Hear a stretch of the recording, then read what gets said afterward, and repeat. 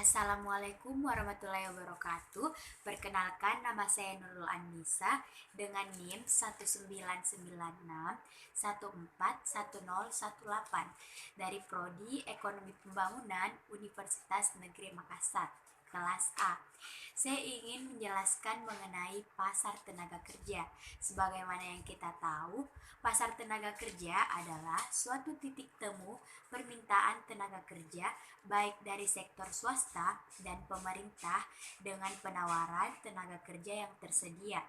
Pertemuan permintaan dan penawaran tenaga kerja dapat memberikan pengaruh bagi penentuan tingkat upah tenaga kerja.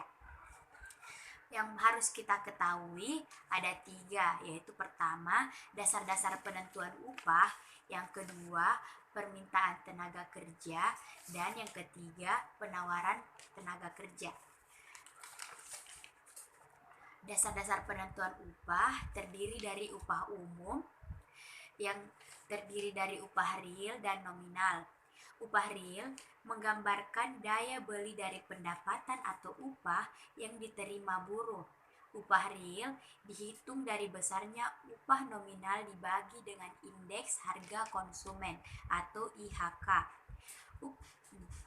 Sedangkan upah nominal buruh atau pekerja adalah rata-rata upah harian yang diterima buruh sebagai balas jasa pekerjaan yang telah dilakukan. Upah real buruh atau pekerja menggambarkan daya beli dari pendapatan atau upah yang diterima buruh atau pekerja. Selanjutnya, permintaan tenaga kerja. Permintaan tenaga kerja adalah hubungan antara upah dan jumlah pekerja yang akan dipekerjakan oleh para pengusaha. Definisi dari permintaan tenaga kerja yaitu sebagai jumlah tenaga kerja yang dipekerjakan seorang pengusaha di setiap kemungkinan tingkat upah dalam kurun waktu tertentu. Permintaan tenaga kerja terdiri dari produktivitas marginal, menginvestasikan barang modal. Semakin tinggi pendidikan seseorang, maka semakin tinggi produktivitas marginalnya. Dan yang terakhir, tenaga kerja menentukan upah. Selanjutnya, penawaran tenaga kerja. Penawaran tenaga kerja terdiri menjadi 2, yaitu penentu penawaran dan perbedaan upah.